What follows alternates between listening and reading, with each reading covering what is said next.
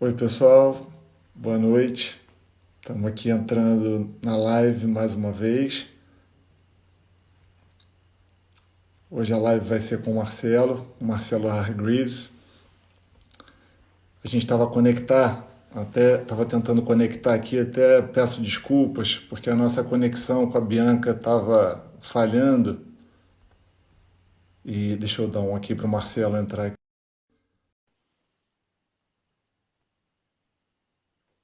ver se o Marcelo vai entrar. A nossa conexão estava falhando, a gente estava tentando resolver esse problema. Fala, Marcelo, Boa noite. tudo bem? Tá me ouvindo legal? Tô perfeito.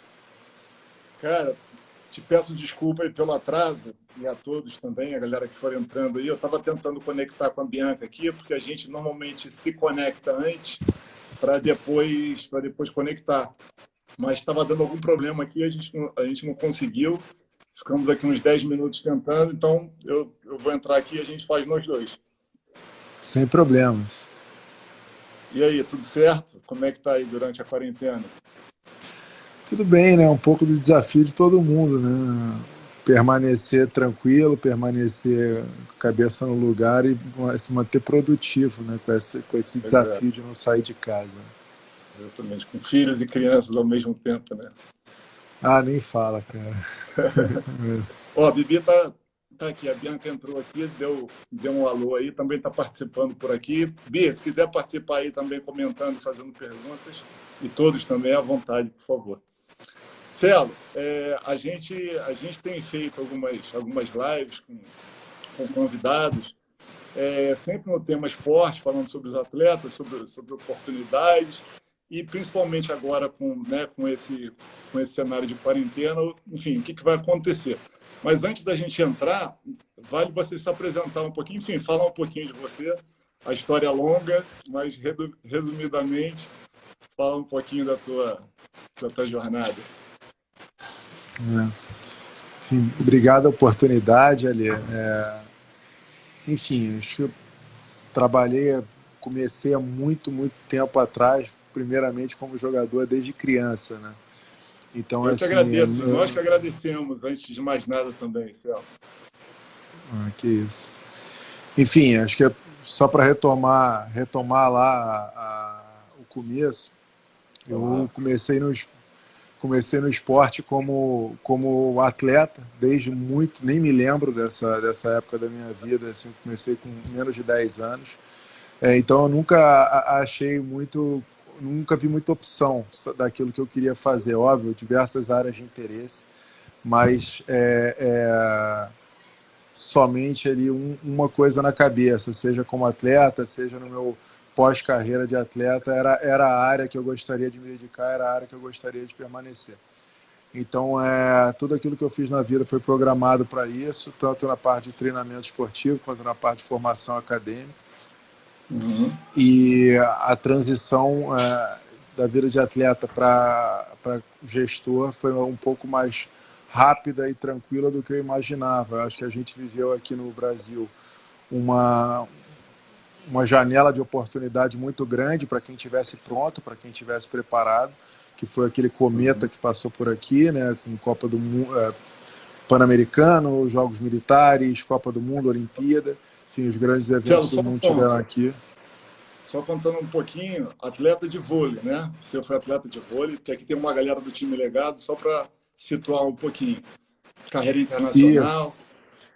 isso. Eu fui jogador de vôlei a vida inteira, enfim, é porque normalmente quando eu falo isso em pé ou fisicamente, as pessoas já sabem logo que é o vôlei ou o basquete. Mas sim, eu fui atleta de vôlei, a minha carreira profissional foi quase toda na Europa. Me aposentei um pouco, eu fui para lá cedo e me aposentei cedo. Fui para lá com 20, me aposentei com 29, 30 anos. E aí aquela transição ela foi feita em 2011, mais ou menos, quando o Brasil ainda estava aí na espreita, na ansiedade de sediar Na uma Copa do iminência, né? Mundo e a Olimpíada. É. Aham, sim. E aí, essa sua transição que você estava comentando, até te interromper. Esse processo de transição, É, quando você voltou.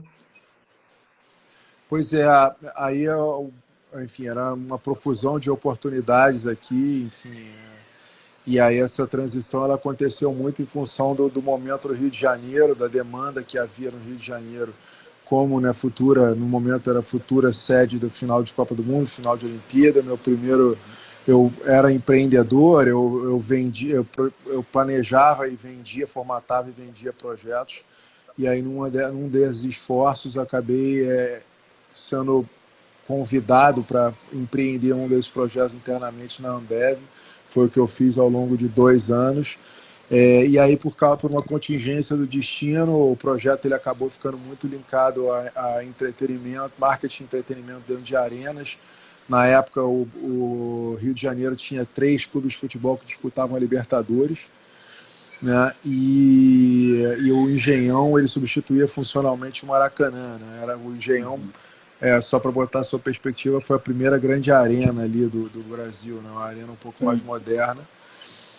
Isso ali em 2012, 2013. Então aí eu ganhei essa especialização um pouquinho tacitamente, e aí surgiu a oportunidade de assumir o marketing de 4 arenas que iam ser lançadas para a Copa de 2014, que eram as arenas do Grupo Odebrecht. Então a gente estaria falando ali de Arena Pernambuco, Fonte Nova, Maracanã e a participação ali societária na Arena Corinthians. E aí foram mais 2 anos, com um shift grande no projeto, né, que foi dado, ou descontinuidade no modelo de projeto que existia no início de 2016. Foi quando aí eu me juntei à Effect. Ali naquela época era, enfim, um foguete subindo em função dos projetos olímpicos no foco do Rio de Janeiro. Uhum. E aí, hoje na Effect, você, me corrija se eu estiver errado, vocês trabalham com um mix de trabalho esportivo digital com físico em eventos, né? Vocês têm alguns clientes onde vocês trabalham digital e existe o físico através de eventos, não é isso? Isso. O DNA da agência ele é muito below the line marketing, ele é muito focado em produção de eventos, produção de ativações, enfim, empreendimentos físicos ali, né, no mundo real mesmo. Mas até concomitantemente com a minha chegada, a agência ela passou a atender clientes externos na parte de produção de conteúdo, marketing digital.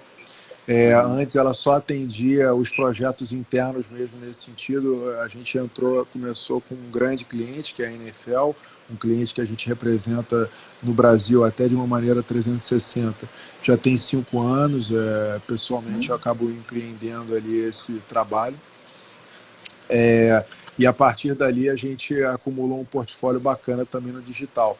Mas no que diz respeito à live, a gente atende ou atendeu alguns clientes bem grandes, Nike, Gatorade, Budweiser, Uber, Comitê Olímpico Americano, Beats by Dre, enfim, alguns clientes nesse sentido. E no digital, a gente também atende a Uber, também atendeu a Gatorade, também atendeu a Budweiser, a Reserva, enfim, o New England Patriots, a Confederação Brasileira de Ginástica. Então a gente acaba equilibrando um pouquinho entre digital e o físico.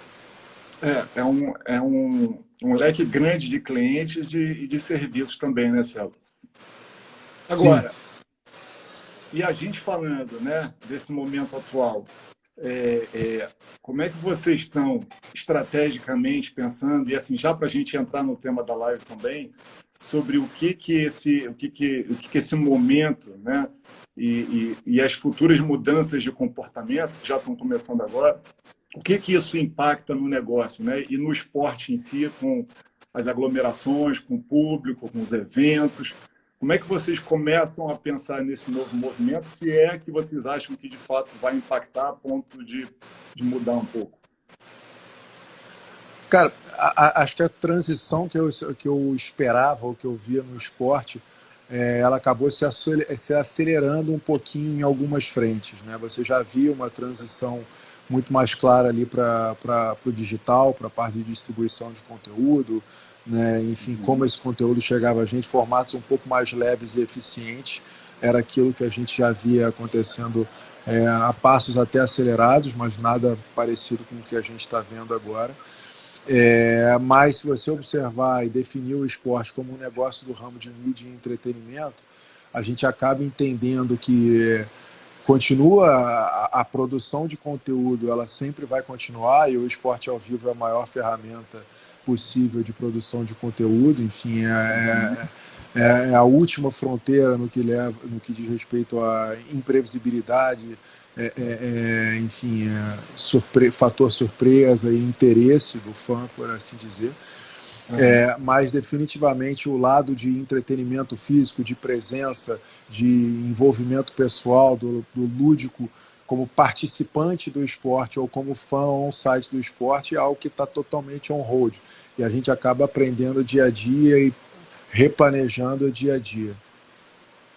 Pois é, cara, porque eu até conversando com a Bianca, a gente conversando com convidados, com outras pessoas, e a gente também, a gente está o tempo todo assim, é um momento de reflexão, né? A gente está refletindo e pensando, e acaba que o evento físico, ele vai ser uma experiência mais valorizada ainda, né? Apesar dela ela ficar mais difícil, ela vai de fato gerar um valor muito maior, onde as pessoas vão poder se encontrar.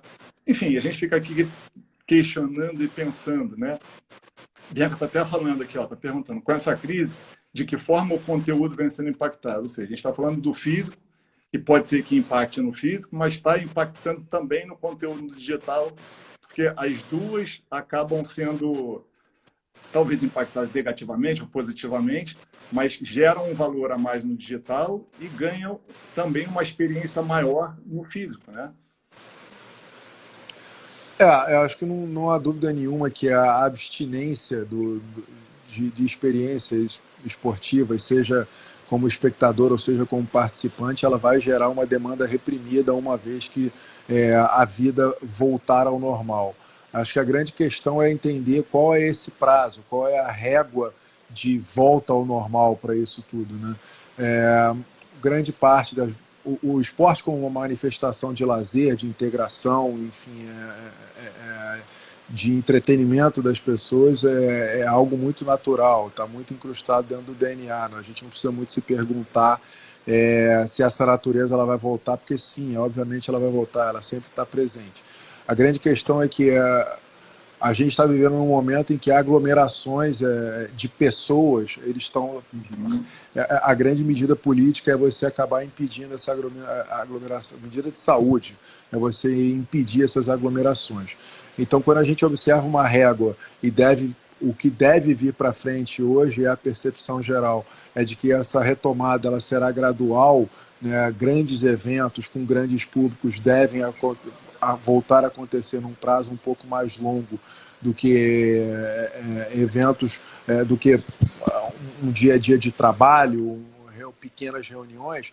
A gente, pela lógica, a gente acaba entendendo que o poder de produção de conteúdo do esporte, ou dizer jogos sem público para o mundo do futebol ou para qualquer outro tipo de conteúdo do esporte, ele deve voltar antes.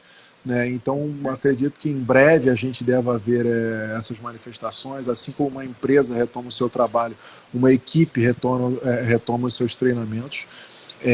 Mas o que é certo é que isso, e aí sim impacta diretamente um pouco o negócio da Effect Sport, quando a gente pensa que eventos para 3, 4, 5, 6 mil pessoas, eles devem demorar um pouco a mais.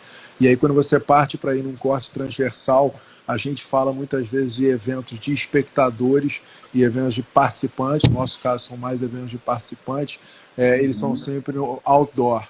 Então aí você já tem um ambiente que permite um pouco mais de aglomeração do que aquele indoor. Né? Mas sem dúvida nenhuma, o voto e o movimento que a gente fez foi de adiamento e não de cancelamento de nenhum evento, mas alguns outros eventos que têm uma disputa muito grande de calendário, e é o nosso caso, luta, né? Um campo de concorrência de conteúdo, onde a preferência vai acabar falando mais alto. Eu ia até te perguntar, a Bianca entrou com uma pergunta aí, que era que eu estava encaixado aqui quando você comentou sobre eventos de portões fechados, né? Sobre essa volta gradual, e sobre a questão de eventos de participantes e eventos de espectadores. Quando a gente fala nos eventos de aglomeração mesmo, de espectadores, principalmente o futebol, essa pergunta ela sempre vem à tona, né? jogos de portões fechados, em condições normais, é claro que, né, às vezes devido à segurança, já aconteceu devido a questões de segurança, jogos com portões fechados, por exemplo, no futebol, já que você teve a experiência com os clubes anteriores e tal.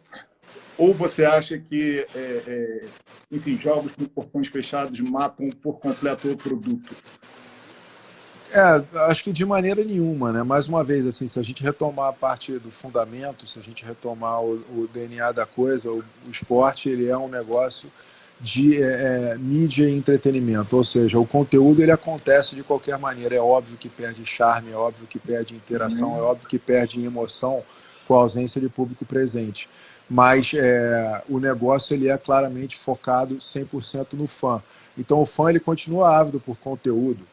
Né? A grande questão é que ele provavelmente não vai conseguir consumir esse conteúdo presencialmente por um tempo maior do que aquele que ele pode consumir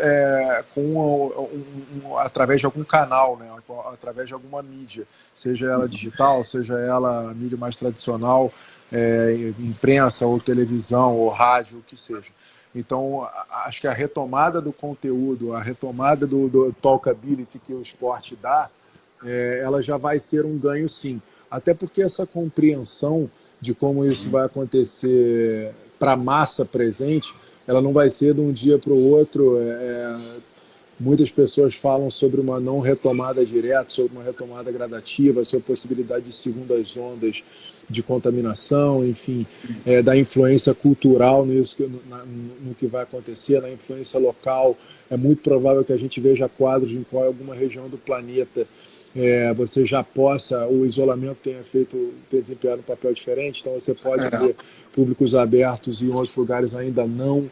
E isso é muito, acho que já dá um outro papo completamente diferente se a gente for fazer uma análise mais focada na globalização do esporte, enfim, diferenciado no esporte local. Então, realmente é um quadro de muita expectativa, mas eu acho que o impacto ele vai ser um pouco maior no que diz respeito para falar da parte mais comercial e de marketing, tudo aquilo que está relacionado ao match day, mas essa imprevisibilidade, com certeza, para ser um pouco mais direta a pergunta da Bia, realmente já começa a impactar também um pouco de direitos de transmissão e a produção de conteúdo em si. Eu fiz um vídeo esses dias agora comentando sobre essa questão dos portões fechados. E eu tenho uma opinião que vai também de encontro à sua, é que isso depende muito de questões locais, né? Ou seja, é uma questão realmente delicada, complexa, e que precisa ser implantada localmente, de acordo com as características de cada local. Porque o impacto do vírus ele é diferente em cada local, né? E aqui no Brasil, os campeonatos de futebol, por exemplo, eles foram interrompidos durante o calendário dos campeonatos estaduais, né?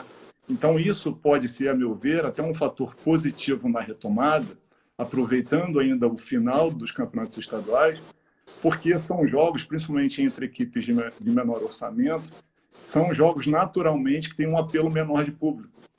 Então, fazendo ou com portões fechados ou com uma abertura para públicos menores, o que já naturalmente aconteceria, aos poucos, essa forma gradativa de retorno, através do futebol, enfim, pode ser uma saída, já que, né, vai existir naturalmente, e talvez até por decreto, então, uma restrição às aglomerações, né?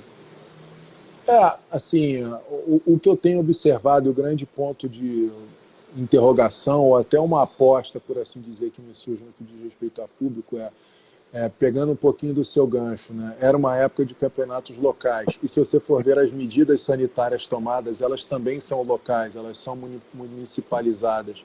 Sim. Então, eu não sei qual seria o corte no que diz respeito à capacidade, porque você passa a capacidade de arena, você passa a capacidade de venue, por aí vai.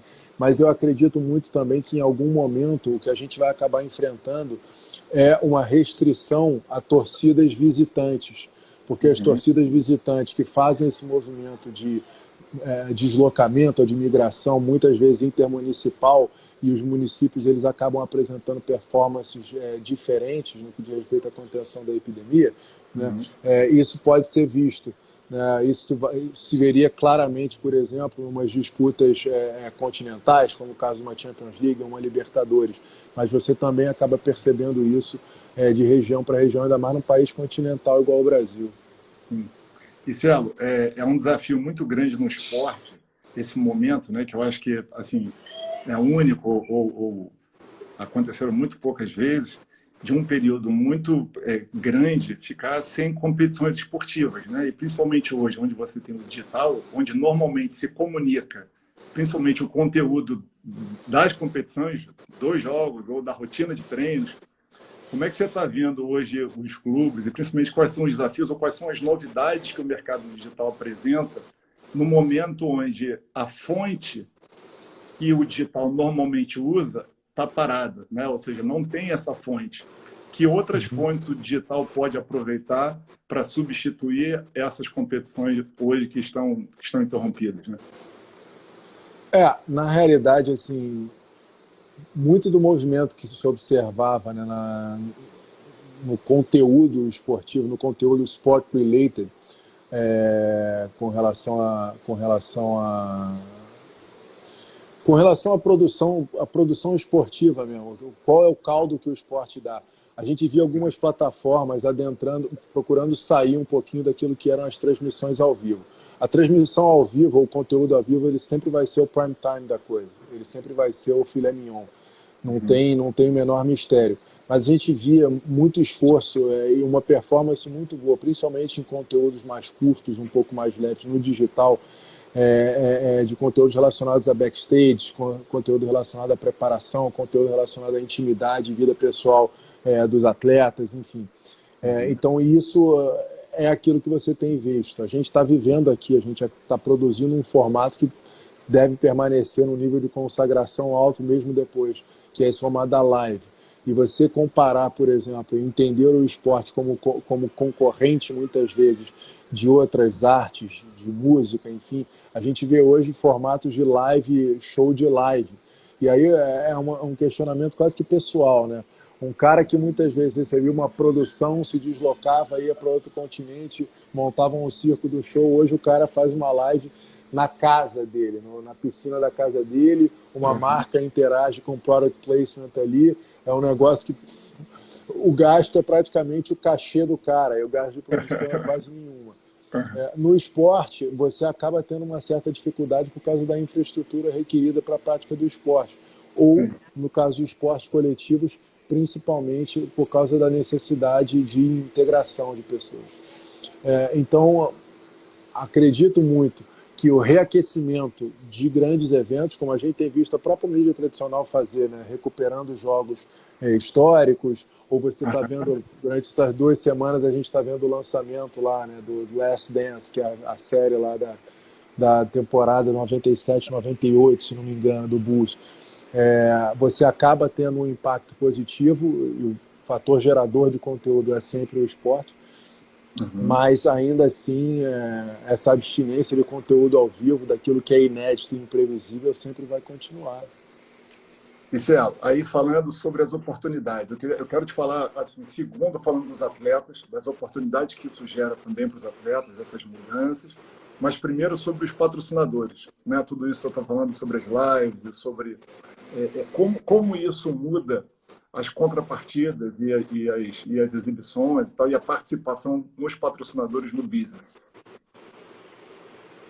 Na realidade, mais uma vez, e aí retomando o fundamento que a gente falou no início, essa migração para tudo que é digital, ela já vinha acontecendo, né? Você viu uma mudança muito clara na paisagem de mídia, né? Do que a gente partia, ainda mais no mercado brasileiro, você partia de uma mídia tradicional, você ligar a Globo quarta-feira de noite para ver futebol, para diversas outras plataformas, para diversas outras concorrências, desde mídias sociais, fazendo papel de transmissores, como o caso do Twitter, Facebook, até canais claramente focados no streaming, como DAZN, TVN e por aí vai. Então, realmente, assim, essa migração ela tende a acontecer e ela tende a ser acelerada por causa disso. E o mesmo se via no que diz respeito a gastos com publicidade. A associação com o esporte, patrocínio e endosso, ela sempre vai permanecer, mas você já via uma busca por novos formatos, sair um pouquinho daquela mídia barata, de guerrilha, né? Você colocar uma plaquinha ali no fundo, construir a sua marca com um ciclo de vida curto, e aí você sair. Acho que essa associação do digital, ela dá uma possibilidade um pouco maior de integração de marca, de product placement e de você ter um tracking de resultado, um tracking de venda um pouco mais próximo, um pouco mais real. Não à toa você vê grandes plataformas indo para essa parte de conteúdo, como é um movimento que eu observo muito da Amazon, né? Você imagina o potencial de integração que você tem, a produção de conteúdo com você está linkado diretamente à compra de merchandising e receita de varejo. Então essa integração, ela já era uma busca que acontecia, né? Você aproximar o resultado, tangibilizar o resultado de uma maneira um pouco mais clara, e ela tende só a ser acelerada a partir desse novo momento. E falando um pouco do lado dos atletas, Céu, qual é o desafio, quais são as oportunidades, né? Que tem algumas.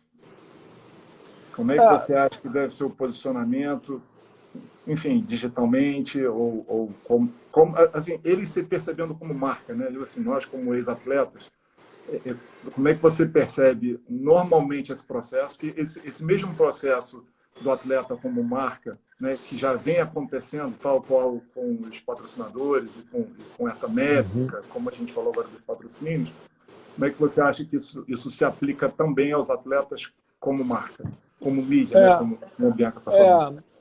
Na realidade, a Bianca acabou tirando a palavra da minha boca. Assim, na realidade, os atletas como marca talvez seja uma discussão um pouco mais antiga do que aquela que veio com essa revolução das mídias sociais, né? Que é o atleta como canal, um atleta como mídia. Hoje em dia, você quer saber uma notícia do Cristiano Ronaldo, você não vai mais no Globo, você não vai mais no site da Juventus, da seleção portuguesa, da UEFA, você vai no site do Cristiano Ronaldo.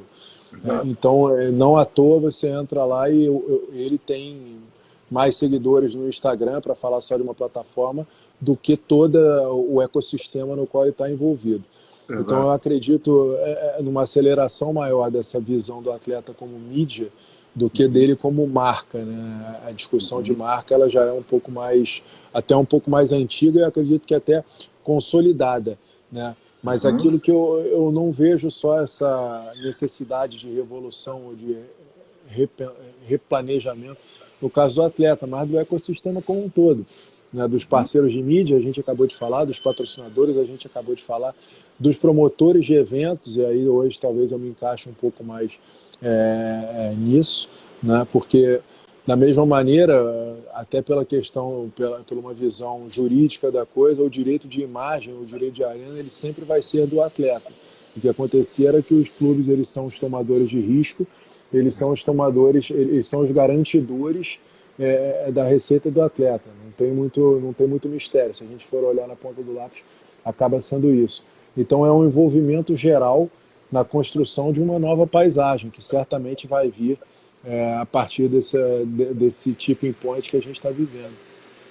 Cara, e é curioso a gente falar dos atletas, né, como personagens, como mídia, como figuras do esporte, como principais figuras do esporte, e como naquela conversa anterior, eu fiz uma entrevista com você, né, que a gente gravou tem um ano e pouco atrás, e eu até brinquei com você outro dia também, falando que você é um visionário, né, por um trecho que a gente estava comentando, que a gente conversou, e aí você comentando sobre alguns valores, algumas características que o atleta tem, que são demandadas pelo mercado, né? Ex-atletas, quando eles se aventuram no mercado e as empresas, os valores e princípios que as empresas buscam, muitas delas, ou quase todas, os atletas têm, né? Vêm oriundas do esporte. E uma das que você mencionou, que eu acho bacana a gente falar aqui, você falou algumas, o comprometimento, a disciplina, a liderança e a higiene, né? Que são virtudes de um homem e de um atleta, como como figura de uma pessoa de Uhum. bem e tal, e que entra muito de acordo com os tempos que a gente está vivendo hoje, né? É, na realidade ali, às vezes eu acabo usando uns termos um pouco menos comuns, assim, até peço desculpa por isso, assim. Mas ali o que eu queria dizer é a higiene de vida, não só a higiene pessoal, você escovar dente, ou tomar banho, ou passar desodorante. E aí, quando eu falo de higiene de vida, é exatamente o fato de você manter hábitos, você manter disciplinas e rotinas, né, que mantenham a sua sanidade, seja mental, a saúde do seu corpo, enfim, e acredito que nesse momento a gente está sendo levado a um extremo, né? Se eu for lembrar, por exemplo, as vezes que eu fui levado ao extremo, como em períodos de treinamento, em períodos de enclausuramento, em períodos de viagem, enfim, todas as privações que a gente já passou, Uhum. eu acredito que é como se eu até usei esse termo para um amigo nosso em comum há um tempo, assim, agora é hora de jogar, né? Você se prepara para o jogo o tempo inteiro, você se prepara para momentos como esse o tempo inteiro. E agora é o momento de botar em prática, não tem muito mistério nem muita diferenciação. Eu fiz um outro vídeo também comentando, enfim, reflexões, análises e tal, refletindo muito também esse momento com os momentos de concentração que os atletas passam, né? Se a gente for ver entre viagens e treinos e hotéis, vésperas de grandes jogos e tal, são as preparações, os tempos de preparação pré-temporada, tempos de. Uhum. É quase que um isolamento, são quarentenas, né? É tipo como o pessoal, algumas pessoas brincam assim, pô, o meu estilo de vida agora as pessoas estão chamando de quarentena. É tal quase que o atleta vive, né? Como a sua rotina. Assim, eu, por exemplo, um exemplo que para mim é engraçado, um pouco claro, assim. Enfim, hoje eu sou pai de dois, como você lembrou, né? Ah, E quando o segundo filho nasceu, a minha mulher falou para mim assim, pô, deve ser muito difícil, né? Você não ter folga, você trabalhar o final de semana, você tá muito cansado de ter que continuar a trabalhar e tal. Eu falei, cara, isso me soa muito familiar, assim, soa meio que um ambiente que eu acabei crescendo nele. Então, ah, hoje você acaba entendendo as mesmas similitudes, você acaba enxergando naquilo que a gente está vivendo um paralelo muito claro com uma carreira de atleta profissional. E aí acho que o máximo, a maior simplicidade é você dizer que é uma situação de limite, é uma situação de exceção, é uma situação na qual a tua teu preparo emocional, teu preparo psicológico, teu preparo até mesmo físico, ele é levado a um extremo, é como se colocasse em graus de dificuldade um pouco maiores, para que você, enfim, viva o seu estilo de vida do jeito que ele é. Por exemplo, você realmente a gente tem restrições ligadas ao isolamento. Para uhum, você manter a sua forma física, obrigatoriamente você precisa fazer isso dentro de casa. Você precisa manter isso dentro de casa.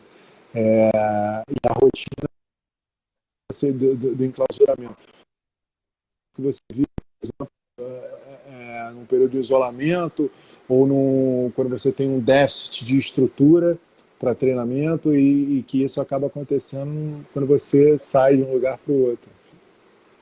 uhum. Sim, e tem uma questão da serenidade, né?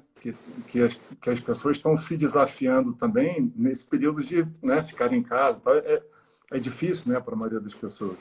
E você ter a serenidade para poder estabelecer os próximos passos também, ou seja, quando você se consegue.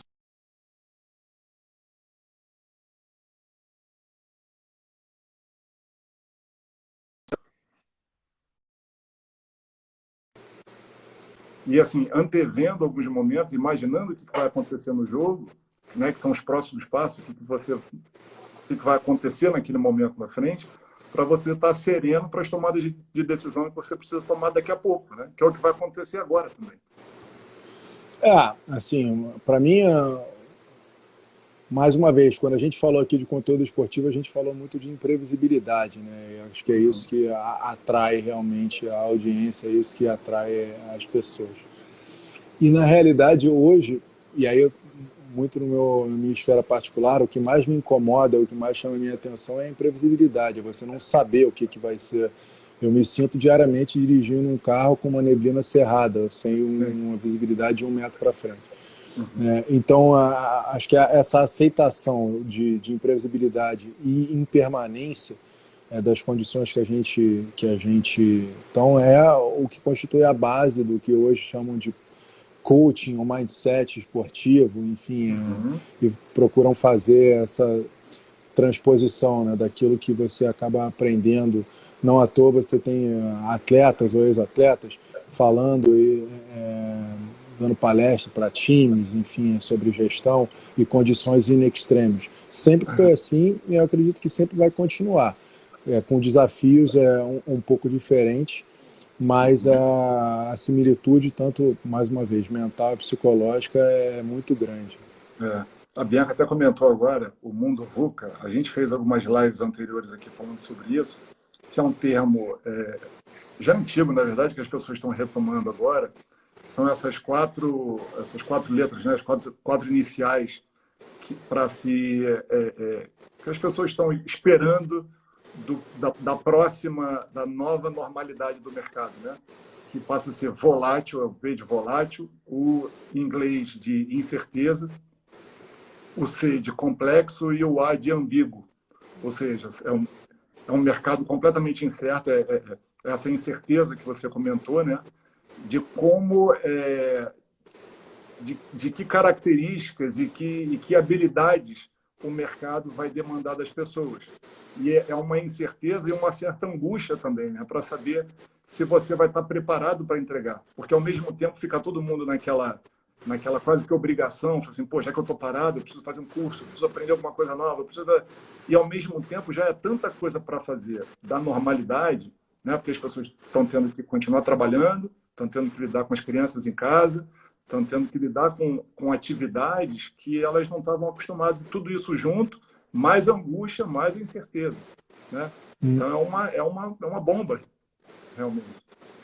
Eu acredito assim que a gente não tem a menor dúvida que a gente está vivendo talvez a maior crise da nossa geração. Assim, os nossos pais ali, se eles não viveram se eles não eram europeus nos anos 40, enfim, eles não viveram uma crise dessas proporções que a gente está vivendo. Então, uma comparação com guerra, né, Celso? Mas eu não sei se essa é guerra. Assim, se você for partir para local e algumas guerras civis que aconteceram nesse período, eu acho que não deixa de ser uma grande ruptura, não deixa de ser uma grande revolução, por assim dizer, imposta por um fator natural, por um fato do príncipe aí, que foi essa intervenção do governo na manifestação particular, mas sim, é uma grande revolução. Na realidade, talvez aí eu me coloque de uma maneira a achar que as pessoas tendem agora vai mudar para sempre, ou agora vai ser uma revolução de 180 graus, quando na realidade não é aquilo que eu espero, né? O que eu acredito é que as pessoas vão se tornar mais fortes, elas vão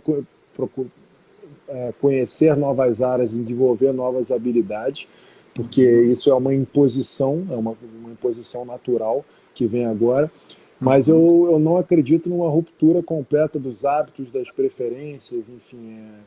Eu acho que existem alguns pilares na sociedade que transcendem um pouquinho isso tudo, e aí a gente está falando das artes, né, como manifestação do sentimento, da manifestação da condição humana, e quando eu falo artes eu incluo o esporte nesse cesto.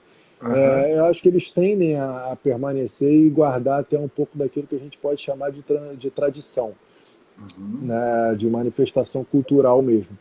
Mas eu acredito que a maneira com a qual a gente consuma esporte, com a qual a gente consuma conteúdo e se relacione com o outro, ela tende realmente a mudar. Mas eu não vejo nenhuma ruptura muito grande, não, ainda mais na nossa cultura, na cultura latina, né, que tem uma diferença muito grande para a cultura do hemisfério norte ali, no que diz respeito à relação pessoal. Tem um ponto que eu tenho pensado também, enfim, já vi lendo e olhando, assistindo, consumindo digitalmente mesmo, aquela história de que tempos difíceis fazem pessoas fortes, né? As pessoas, de fato, tendem a ficar mais fortes e preparadas para talvez situações que sejam mais cotidianas, né? E que antes elas achavam que eram difíceis e agora estão vendo que não é tão difícil assim. Na realidade, se você for completar esse círculo aí que você iniciou, né, as pessoas fortes fazem tempos fáceis e os tempos fáceis fazem pessoas fracas e as pessoas fracas fazem tempos difíceis. E aí você completa o ciclo. Mas na grande realidade, essa ruptura que a gente está vivendo, ela não foi uma ruptura provocada, né? Ela foi uma ruptura imposta naturalmente pela gente. Né? Então, assim, ao mesmo tempo que você vai ter perdas muito grandes, você vai ver empresas, pessoas, entidades que não estavam preparadas não sobrevivendo a esse momento, ou tendo que se reposicionar completamente. Né? Você vai ver realmente aquelas pessoas, entidades e empresas que vão sair do outro lado fortalecidas. Né? Seja pela ordem da circunstância ou da casualidade, aonde ela estava e aí ela foi um fator de leverage porque pegou no momento correto, e outras que foram aquele carro pego de lado, né? Que ele não tem muito aquilo que fazer. Então, acho que sim. E aí, mais uma vez, aproveitando o seu gancho lá sobre a carreira e a personalidade do atleta, eu acho que aquelas pessoas que foram impactadas, ou empresas que a sua cultura permitia com que ela se visse como atleta, foram impactadas dentro de um processo de constante aperfeiçoamento, o melhor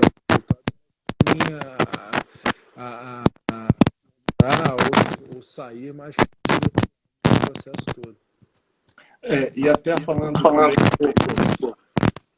Você está me ouvindo? Tô. Legal? Tá? Fez um ruído. Até mesmo falando dessa adaptação, né? Que é quase que os mais adaptáveis vão sair ganhando, né? Se houver mudanças, se não houver mudanças, continua né, tudo como está, os mais fortes, mas os mais adaptáveis também. E aí, quando a gente fala no varejo, nas empresas, né? Você vê muitas empresas hoje em dia se adaptando ou tendo que se adaptar na marra a entrar no mundo digital. Esse processo foi acelerado, né? Ela já, com certeza, a grande maioria já tinha em mente colocar um pé ali, mas essa situação acelerou com certeza o processo, né? O processo de home office, às vezes coisas que em teoria são simples e que já eram para ter sido tomadas, passos que já eram para ter sido tomados, muitas empresas, por serem muito grandes ou por não ser a prioridade, isso acaba ficando mais lento. Mas, nesse momento agora, todo mundo se vê obrigado a acelerar o passo, né? E muitas vezes, às vezes, a venda do e-commerce, ela dá aquele salto, das empresas que trabalham com venda de produto, por exemplo, dá aquele salto, mas não é suficiente, claro, para compensar também o prejuízo das lojas físicas. Mas você tem um ganho aí, de uma forma ou de outra, na aceleração do processo digital e na adaptação, no aprendizado da adaptação. Na realidade, a transformação digital pela que passava... Céu, eu acho que você está esbarrando no teu cabo, está fazendo ruído no som, cara. Não sei. Tá melhor aí? Tá. Essa transformação digital pela qual a gente passava, ela, na minha opinião, ela sempre impactou muito o esporte, muito mais como canal e maneira de consumir do que no produto mesmo em si. Né? Eu, particularmente, não sou fã dos e-sports, por exemplo. Eu sou um pouco mais tradicionalista, embora reconheça o poder dessa... O poder e o potencial, né? Desse nicho. Então, assim, não há uma grande mudança no que diz respeito a produto, mas você expurgar ali os esportes. Muito mais no momento do canal, de conexão do fã com o conteúdo em si. Né? E aí você acaba vendo o mesmo esforço ele ser transversalmente feito por todas as outras marcas ou conteúdos. Né? As marcas, todas as maiores, elas sempre procuravam uma maneira de se conectar com o seu consumidor final, né? Que no caso do esporte é o fã. Só que num determinado momento você tira tudo aquilo que possibilidade de conexão física da coisa. Né? Lembrando que toda essa revolução digital aconteceu nos últimos 20 anos. A gente viu isso no nosso período de vida. Nossos filhos já nasceram dentro dessa realidade. Exato. Né? Já nasceram letrados com isso. Né? Então, como processo, sim, há uma aceleração da natureza, assim como acontece nas teorias mais darwinianas de evolução da espécie, né? As coisas evoluem para o caminho mais simples, para o caminho natural daquelas que elas que tem que fazer, mas eu sigo acreditando que, embora haja uma aceleração, o caminho a seguir ele não vai ser, ele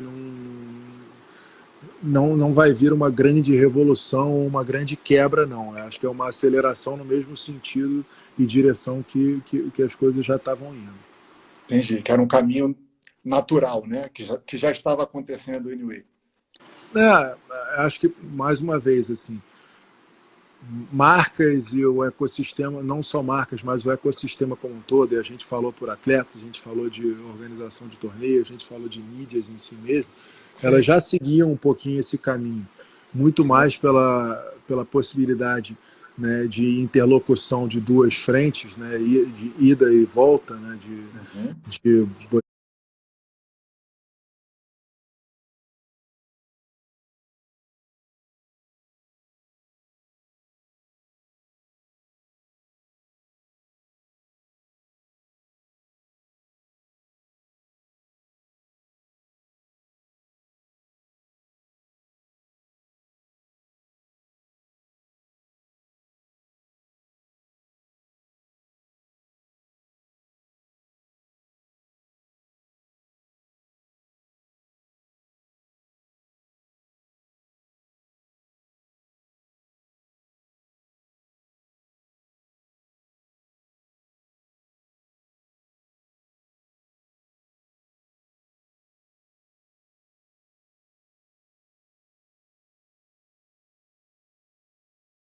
reputação também do atleta, né?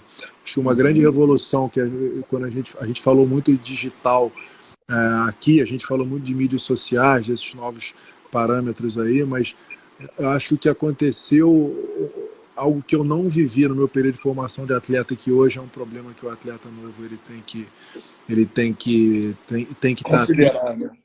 tem que considerar, é a questão de que é quase que filosófico, né? A mídia digital ela acabou também tirando muitas vezes o seu direito de errar, né? Muitos erros que são muito comuns assim num período de formação do atleta, no período de formação do ser humano, eles ficam para a posteridade a partir do momento que ela está registrado, compartilhado, viralizado. E muitas vezes a repercussão ela é severa demais. Não faltam exemplos para a gente ver no dia a dia. Mas isso também combina um pouquinho com, por isso que eu escolhi falar sobre essa visão de longo prazo. Não é porque você tem uma questão de resolução imediata ou uma emoção que dita aquilo que você faz num rompante que você tem o direito de expor aquilo, porque, mais uma vez, vai acabar ficando para a eternidade e o dano ele pode ser maior do que o alívio, a satisfação imediata. Né? Entendi. E para aquele que está terminando lá? Mais uma vez, cara, é óbvio, né? Esses 20 anos ou 25 anos de carreira, eles iam passar anyway. Então, se lá atrás você não teve essa visão de longo prazo e não construiu o seu futuro, o melhor momento de fazer é agora. Exatamente. Nunca é tarde para aprender, a melhor hora para fazer o certo é sempre agora. Você sabe que são três frases que a gente, quer dizer, três palavras que a gente usa aqui no Time Legado, que a gente sempre comenta que as oportunidades, né, e o Time Legado e o esporte você aqui e agora, ou seja, é a pessoa do atleta, né, que é quem a gente conversa aqui, ou para as pessoas que têm o esporte como os princípios do esporte como direção de vida, né? Então, ou seja, você é o legado, a própria pessoa é o seu legado, né? É a sua própria marca, a sua própria mídia. aqui, ou seja, aonde quer que você esteja, né? Não importa em que local exatamente onde você está e qual é o tempo que você esteja, independente da idade, independente do emprego ou do momento de desenvolvimento profissional ou pessoal que você esteja, sempre é tempo, né? Sempre é tempo de tentar recomeçar. Esse momento que a gente está passando é um momento mais ou menos de reflexão, de avaliação, que está todo mundo avaliando o que você, se vai mudar ou se não vai, se tudo que já fez, se quer continuar fazendo, o que faz. Então, é justamente um momento onde você pode se avaliar e investir mais em você mesmo também, né? Investir nos próprios objetivos e reavaliá-los. Na realidade, assim, eu penso muito, quando você acaba... Hoje o meu métier tem muito de eventos ao vivo, né? Desde a época de atleta até hoje, às vezes produzindo evento ao vivo ou cobrindo como tipo de conteúdo. E quando você muda a sua perspectiva e torna um pouco mais ampla, você acaba pensando que a vida ela é um evento ao vivo, né? É um show de Truman, né? Então, a partir dessa percepção, né, dessa consciência, momentos como esse, no qual você tem a oportunidade de, em algumas frentes, parar de tentar trocar o pneu do carro com ele andando e você retomar planejamento, você retomar aquilo que é estratégico, aquilo que é fundamental, tanto no campo profissional quanto pessoal, elas não podem ser jogadas fora. Como eu falei, a demanda reprimida ela vai acontecer em todas as frentes, né? A necessidade de correr atrás, a necessidade de arregaçar as mangas e retomar aquilo que é operacional, ela vai vir no momento em que a boiada estourar, no momento em que eu pensei muito nisso ontem vendo aquela reabertura dos shoppings em Santa Catarina. Quem pensava que todo mundo ia ficar um pouco mais reprimido, um pouco mais receoso, não, a demanda ela continua ali, o movimento humano ela continua ali, a retomada ela é iminente, todo mundo quer ter, mas então é importante você usar esses momentos sim, para replanejar, seja um evento esportivo, seja a sua carreira dentro do esporte em qualquer outro segmento, ou seja até os seus planos de vida. Esse ponto é curioso, eu lembrei agora de um trecho do documentário do Last Dance, né, que o Netflix lançou com o Michael Jordan. Não dá spoiler não dá spoiler não. Só um pedacinho, não chega a ser spoiler, mas você assistiu já, não? Eu assisti o primeiro episódio.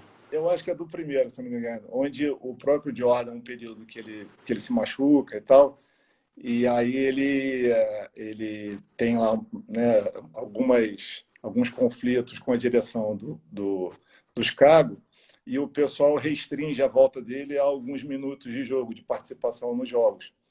E aí, depois, quando ele volta, o primeiro jogo, quando ele de fato volta sem a restrição do tempo, ele mesmo, hoje em dia, comentando, né, ele fala, é como se tivessem soltado o leão da jaula, né, porque ele estava sem jogar por uma questão de lesão e tal, e quando solta, existe aquela explosão, que é o que você comentou agora da demanda do público, né? Tá todo mundo com aquela demanda reprimida, quando você solta, você tem aquela explosão. Então, sempre tem uma analogia com o esporte ali, eu assisti isso ontem, estava aqui lembrando ele falando aquela vontade de voltar, sabe?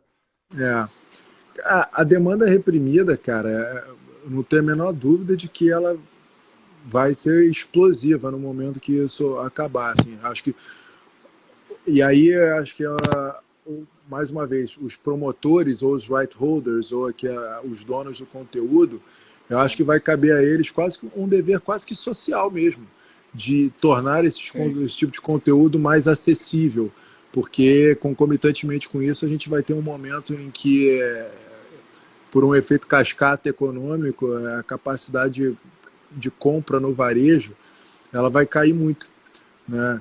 Então eu acho que em alguns momentos tinha uma espécie de revolução que eu estava observando, e aí bem focada no Brasil, eu já via isso na Europa, que era uma compreensão de ponto de equilíbrio, ou seja, eu lembro, por exemplo, um momento lá de arena, que eu trabalhei em arenas, que as arenas elas eram muito boas, o conteúdo nem tanto, mas o valor do show, o valor do ingresso, ele era muito alto.